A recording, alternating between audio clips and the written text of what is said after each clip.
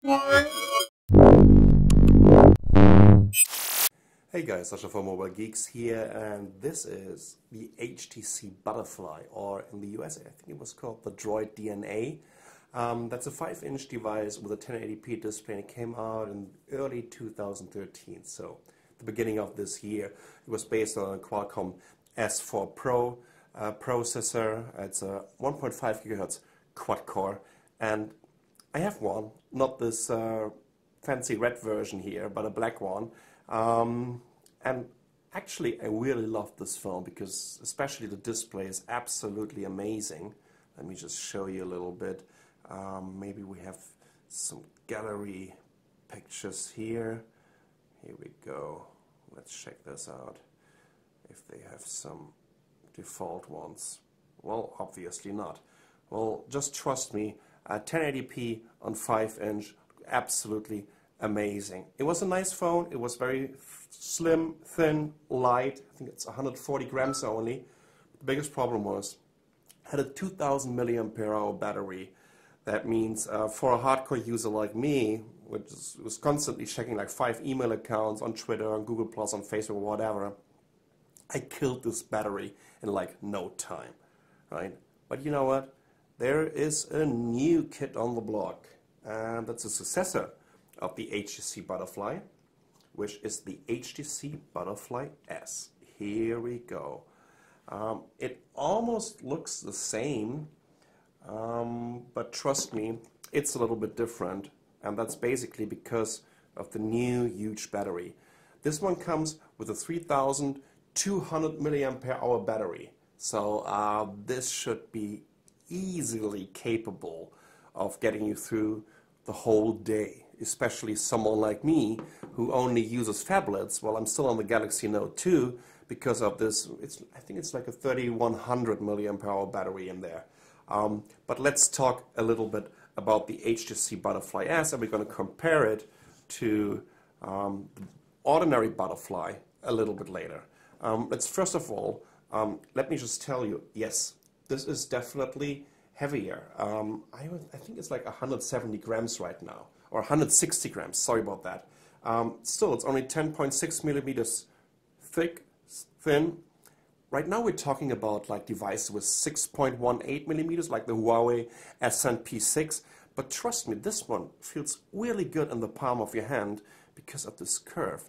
If you've ever tried out the HTC One, you're familiar with this. And just to give you an idea, here's the HTC One. Look at this. Right? So it doesn't feel thick at all. It doesn't feel heavy at all. It just feels good, right? I have to give HTC this right away. At the moment, they're really pumping out proper smartphones. Let's talk a little bit about the display. Still, this is a 1080p display on 5-inch. So it's a Super LCD 3 display, and it also comes with a Corning Gorilla Glass 3. So I can't do the scratch test with this one because that's actually a device I didn't buy. HTC got over here, dropped some, so by the way, also the ordinary HTC Butterfly, and so I can play around with it a little bit. So no scratch test at all, sorry about that. So in terms of the SoC, we have the Qualcomm Snapdragon 600, but the overclocked version that we've also seen, for example, here on the Samsung Galaxy S4. So this is running at 1.9 gigahertz, still a quad-core processor. What else? We have 2 gigabytes of RAM. There's 16 gigabyte of internal storage, and then there's an expansion card slot, so you can just upgrade it with up to 64 gigabyte micro SD card. I told you already the battery is 3200 milliampere hours. Let's take a quick look around the device itself. So on the back, first of all, of course, we have a camera. Yay! So this is an ultra pixel camera. That's the camera that we already know from the HTC One, and this is running at 4 megapixels, but it has a pretty proper sensor, so each and every pixel is getting a little bit more light. So especially in a low light environment, this camera is kick-ass, trust me. On the front, yeah, we have a kind of traditional 2.1 megapixel camera. Here on the bottom we have the microphone and the micro USB, and on the left side there is nothing. On the right side we have the volume rocker, and that's about it. While on the top we have the power button, a jack for your headset, and over here you have just the slots for your micro SD card and your SIM card. Here we go. And you know what? In terms of the technical specification, that's pretty much it, right? This is an HSPA UMTS or 3G version. I'm not sure if HTC will release an LTE or 4G version. Might be possible, especially for the US. Besides that, it also comes with NFC, of course, accelerometers, gyro sensors, proximity sensors. There's an ambient light sensor integrated in it. It has an infrared remote control as the HTC One, which is kind of cool, right? When you're sitting on your couch and you want to control all the different devices and you don't have to reach out for like half a dozen different remote controls. So you can just kind of get all the codes for the different remote controls into your HTC Butterfly S. And in terms of the sound, I told you already NFC, right? Okay, anyways, NFC, it's in there, of course. In terms of the sound, it also has a sound enhancement called Boom Sound. As you can see here on the back, well, it says Beats Audio right now. It doesn't really have the boom sound as the HTC One with the speakers on the front, but still, in terms of the sound, it's a pretty proper quality, and we're going to show you everything about this in our detailed review. Let me show you a little bit about the differences of this device compared to its competitors. Well, once again, let's get the original HTC Butterfly in here, which almost looks the same. I told you already. Well, it's a little bit different here on the bottom. Can you see that? When we're turning them around, still pretty much looks the same.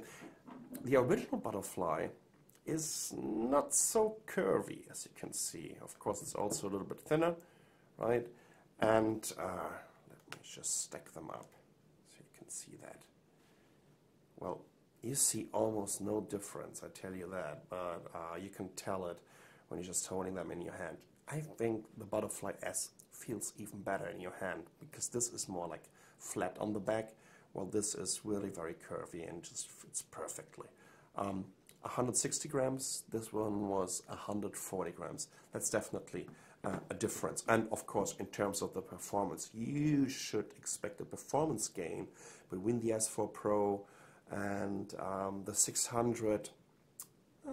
I would give it some good like 25 to 30%, especially with this overclocked version. Let's quickly compare this also to the Samsung Galaxy S4. Here we go. Again, this is also a 5-inch device, right? Let's switch them both on. Here we go. Okay, I don't want to do the story album. Let's just go to the home screen. Both of them sporting 5-inch displays with 1080p resolution. We have a Super LCD 3 here on this side and a Super AMOLED HD display on the Samsung Galaxy S4, which in general feels a lot smaller. It's also thinner, but keep in mind, in terms of the battery life, right, that's a 2600 battery on the Samsung Galaxy S4. By the way, I have the Exynos 5 version, that's the quad-core device, and do you want me to be very honest with you? Yes, you won't. I'm not happy with it at all. Battery life sucks.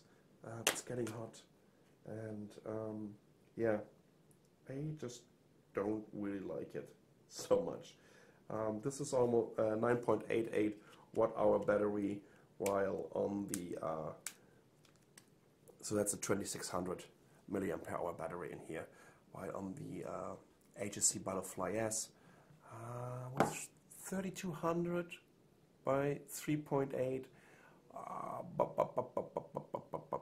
That's like 13 or 14 watt hours, isn't it? Well, just call me out, and I can blame it on my math teacher.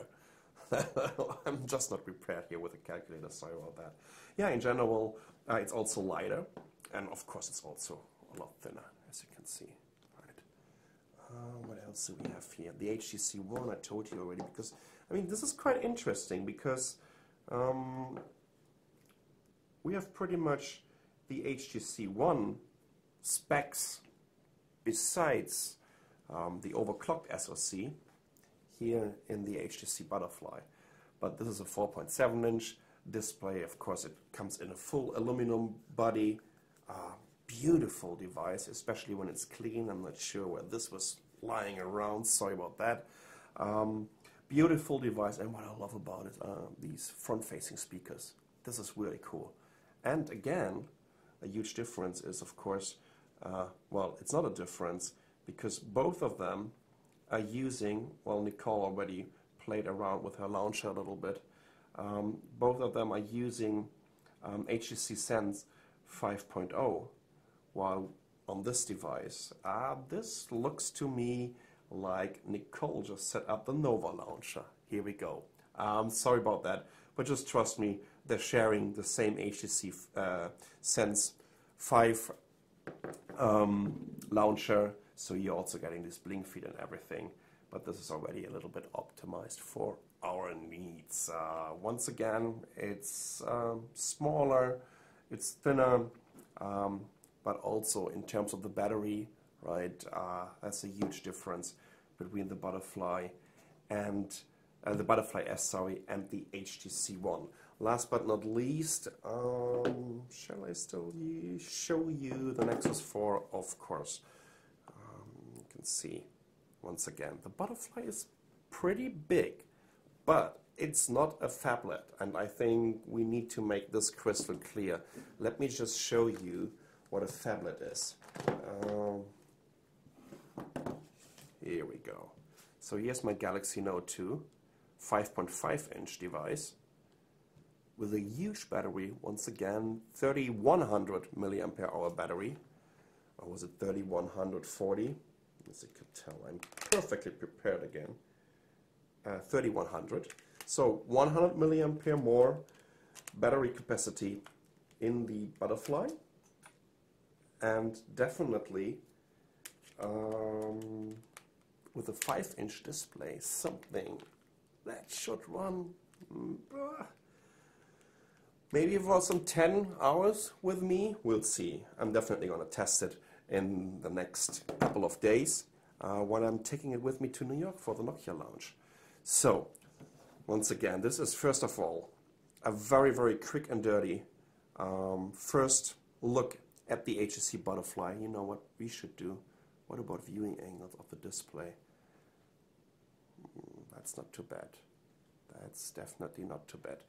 Of course, I'm doing benchmarks with it. I'm gonna do detailed software reviews. I'm gonna tell you about the battery life. If you have any questions about the HTC Butterfly, just leave me a comment down here. What do you want to see in the detailed review? Because this is obviously just a walkthrough, just to give you an idea how the new Butterfly S looks like and how it feels. I think it's a gorgeous device. Let me know what you want to see. I'm Sasha from Mobile Geeks. Thanks for watching.